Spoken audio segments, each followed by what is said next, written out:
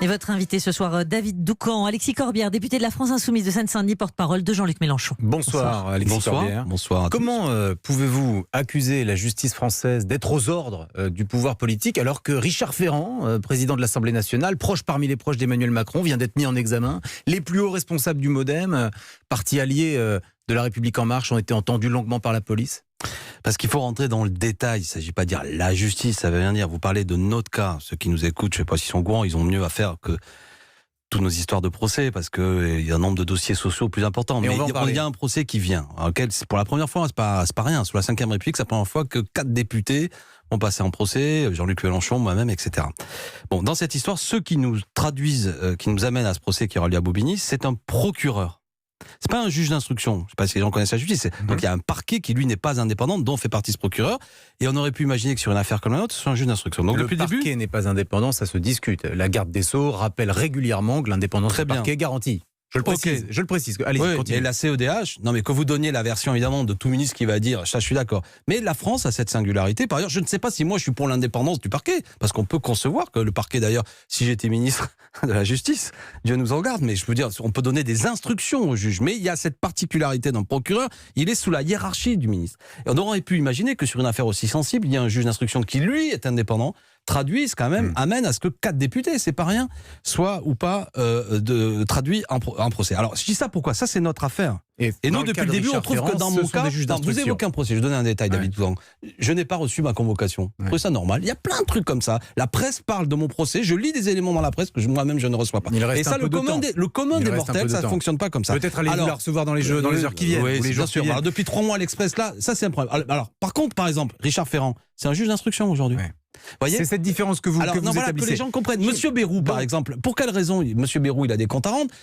Je ne sais pas s'il est coupable ou pas, c'est pas ce que je dis, mais suite à ce que le Parlement européen, lui, a considéré qu'il y avait un problème. Nous, dans notre histoire, pour quelle raison Jean-Luc Mélenchon doit rendre des comptes sur cette histoire d'assistant parlementaire? Parce que là, c'est pas le Parlement européen, c'est une ancienne députée Front National. Là, vous êtes passé sur une autre affaire. Mais c'est le fond du sujet. Je ne parle pas d'une autre affaire. Je vous pose une question précise. J'ai répondu, Alexis Corbière. J'ai répondu. Dans notre cas, la justice se comporte bizarrement. Alexis Corbière, je vous pose des questions, vous y répondez. C'est le but de l'interview en général. Il y a des questions, on dirait. Pour l'instant, ça va. Vous dites que la justice n'est pas indépendante. Et dans notre cas, il y a un problème. En fait, vous êtes entièrement d'accord avec... Laissez-moi finir une question, tout de même. Vous êtes entièrement d'accord avec François Fillon en 2017. Ce n'est pas moi qu'on assassine, c'est l'élection présidentielle. Vous êtes exactement sur le même registre. Cabinet noir. J'ai compris.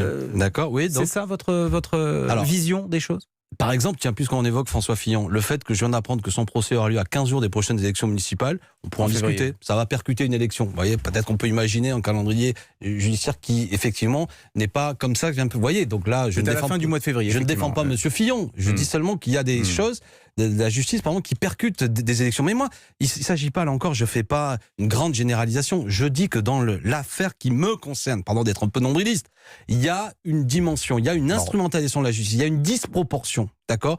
Il y a 115 policiers de l'Oclif qui ont été mobilisés pour parler de quoi? De nos comptes de campagne qui ont été validés, de la situation des assistants parlementaires Jean-Luc Mélenchon, où il n'y a jamais eu le moins de problèmes, le Parlement européen n'a jamais posé de problème, alors qu'il a eu des problèmes manifestants avec M. Bayrou. Bref, dans cette histoire, c'est cette disproportion d'utilisation de la justice qui nous pose un problème. Vous l'avez dit. Oui, je l'ai dit. Et je le répète. Le procès de la semaine prochaine, on peut parler d'autre chose, sur les perquisitions. Tout à l'heure, vous teniez une conférence de presse avec Jean-Luc Mélenchon qui s'en est pris à Éric Dupond-Moretti, l'avocat des policiers qui ont participé à cette perquisition. Et Jean-Luc Mélenchon l'a attaqué en disant c'est un pion d'Emmanuel Macron et de son épouse, faisant référence à une photo. Ça n'a pas du tout plu à l'avocat. On va l'écouter tout de suite. Non, mais c'est surréaliste, puisqu'on sait maintenant que je suis la marionnette entre les mains de Brigitte Macron, au motif que j'aurais été pris en photo avec elle, et puis de Nicole Belloubet, l'actuelle garde des Sceaux. Non, mais je pense qu'il faut qu'il aille voir un médecin et qu'il prenne de la camomille, Jean-Luc, là. Il faut que Jean-Luc aille prendre de la camomille. On est dans la politique ou dans le spectacle, là? Allez demander à Dupond-Moretti. Il a la réputation d'être acquittateur, là c'est plutôt insultateur. Ce qu'a dit Jean-Luc Mélenchon, c'est que quand vous faites le choix de M. Dupond-Moretti, d'accord, qui est un avocat bon client des médias, vous médiatisez en procès particulièrement, c'est ça qu'a dit Jean-Luc Mélenchon.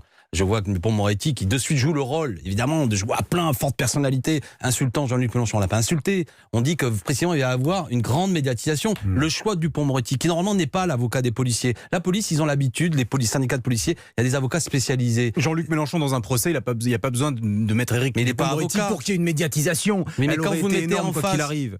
Vous le savez bien. Avec la présence de Jean-Luc Mélenchon, la médiatisation de fait... Est-ce que vous entendez l'argument que je vous ai donné que ce que nous avons dit, on n'a pas insulté Nicolas Dupond-Moretti, il s'appelle pas Nicolas, Éric Dupond-Moretti. On dit que ce choix d'avocat participe sans aucun doute à une volonté de mise en spectacle de tout ça. Donc celui qui insulte, c'est marrant parce que la manière dont vous posez la question, qui immédiatement joue son rôle à plein, c'est Dupond-Moretti. Dire attendez, il faut qu'il aille. Il dit que c'est un malade, mais pour qui il se prend Dupond-Moretti? Non mais vous savez quoi, c'est dans les pays de l'Est que c'est les staliniens qui rendaient leurs adversaires malades. Et Dupond-Moretti, c'est toi qui dois aller aussi prendre une petite camomille. T'es très énervé parce que sur le terrain sur lequel il se place immédiatement montre bien qu'il est extrêmement outrancier.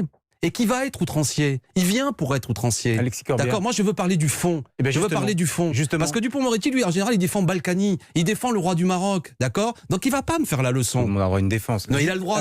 Par ailleurs, très bien. Il coûte cher et en général, il perd. Mais je veux très bien, je m'en fous. Alexis Corbière. Non, mais qu'il fasse pas, je veux dire, qu'il ne nous insulte pas. Voilà ce que je dis. Corbière, vous faites un peu plus de 6% aux dernières européennes. Jean-Luc Mélenchon avait dépassé les 19% à l'élection présidentielle. Est-ce que vous ne croyez pas que c'est le résultat de toute cette agitation? Et que les électeurs, ils veulent de la responsabilité, de la sérénité? Mais bien sûr, attendez, premièrement, j'aurais préféré que tout ça n'ait pas lieu. Et franchement, on a payé le prix cher, cette perquisition, y compris même, moi je veux dire franchement, j'ai rien contre la police, on me voit crier sur un policier, tout ça a été médiatisé, même Jean-Luc Mélenchon, évidemment qu'on a subi tout ça. La sanction politique, elle a déjà eu lieu, c'est la raison pour laquelle, dans toute cette histoire, il y a une dimension politique, vous venez de le dire. Après, on peut aussi... Je n'ai pas dit ça, mais... Non, mais il y a une sanction politique, vous avez pointé le score qu'on a fait, beaucoup de nos amis ont sans doute été... De vos actes. Sans doute. De vos actes, plus que de la procédure. D'accord, mais ça c'est votre jugement, d'accord? D'accord, c'est votre jugement. Mais moi je dis que quand 115... les 115 policiers de l'Oclif, ils doivent lutter contre la fraude et l'évasion fiscale. D'accord? Qui nous coûte chaque année fort cher, 60 milliards d'euros, d'accord? C'est un débat central. Tous ont été mobilisés pour aujourd'hui, il y a un an, perquisitionner la France insoumise. Il aurait suffi qu'ils nous écrivent un courrier. Donc vous croyez que tout ça... Voilà, non, je termine. Pour quelle raison, terminé parce que je voudrais qu'on parle des retraites. Bah oui, je voudrais moi qu'on aussi. parle des retraites. Que la dénonciation qui vient de cette ancienne députée du Front National, elle dénonce 17 députés européens. Il y a monsieur Jadot, il y a monsieur Arthur, madame Alliot-Marie. Ne faites pas les 17. Non, mais c'est important. Oui, mais... Pourquoi on est les seuls? Donc, vous, ça peut vous sembler facile. Voilà. Après, pour finir, je ne vais pas être arrogant, mais vous savez, les hauts et des bas dans la vie, comme dans un média, c'est pas seulement dû à la qualité des gens. Alexis Corbière, demain c'est une grève monstre à Paris, la RATP, que vous soutenez, bien sûr. Bien sûr, non. Les syndicats de la RATP sont en lutte contre la réforme des retraites, en particulier la suppression des régimes spéciaux. Ils bénéficient eux-mêmes, bien sûr, d'un régime spécial à la RATP. Est-ce que vous pensez que sur ce point, le gouvernement peut bouger, ou bien que ce sont des combats perdus d'avance? Ah non, je le souhaite. Et c'est un enjeu central. La question des retraites, c'est vraiment quel type de société on veut vivre. Le fait que ce gouvernement dise qu'il va falloir travailler plus longtemps pour bénéficier d'une retraite complète signifie aujourd'hui, on le sait très bien par rapport aux gens qui subissent des licenciements, à l'usure au travail, que les gens n'auront pas le nombre de cotisations, le nombre de trimestres et de cotisations pour avoir une retraite complète. Donc nous allons avoir des gens avec des retraites incomplète. Ça aura deux conséquences. Soit des gens, on va avoir des vieux pauvres, ce que je ne souhaite pas, soit on va avoir un développement des assurances privées qui va venir être en régime complémentaire de votre retraite. Donc en vérité, une atomisation individuelle selon la boîte, selon vos possibilités personnelles d'avoir une retraite de qualité. Et les régimes spéciaux, je ne veux les régimes spéciaux sont-ils des privilèges? Mais non, absolument pas, absolument pas. Vous, les journalistes, vous bénéficiez d'un abattement au niveau des impôts. Est-ce que c'est un privilège? Non, c'est comme ça. Vous voyez ce que je veux dire? Ça veut rien dire, régime spécial. De quoi on parle? Vous voulez que je vous dise, il y aura plus de régimes spéciaux et de situations individuelles différentes avec cette réforme qu'à l'heure actuelle. Faut pas faire peur aux gens, il n'y a pas d'injustice. Les gens, pour quelle raison? Bien souvent parce qu'il y a une usure plus forte au travail, parce qu'il y a des salaires qui sont bas, mais la retraite est bonne. Vous comprenez ce que je suis en train de dire? Les inégalités, elles se situent pas là. Par contre, je dis à tout le monde, on peut faire en sorte, à condition d'avoir d'autres sources de financement, on peut y arriver pour faire en sorte que tous on parte à la retraite le plus vite possible. Je termine sur l'argument. 63,6 ans, c'est l'âge de la retraite en bonne santé. Faire bosser 64-65 ans, on va être cassé au travail. Je le souhaite pas. Alexis Corbière, député de la France Insoumise, merci d'avoir été avec nous ce soir. Alexis Corbière et David Doucan, merci à vous. Et Alexis Corbière qui nous dit au sujet du procès de Jean-Luc Mélenchon le 19 septembre, au sujet de Dupond-Moretti, Éric Dupond-Moretti qui défendra les policiers. Il est passé d'acquittateur à insultateur. C'était votre phrase. Merci.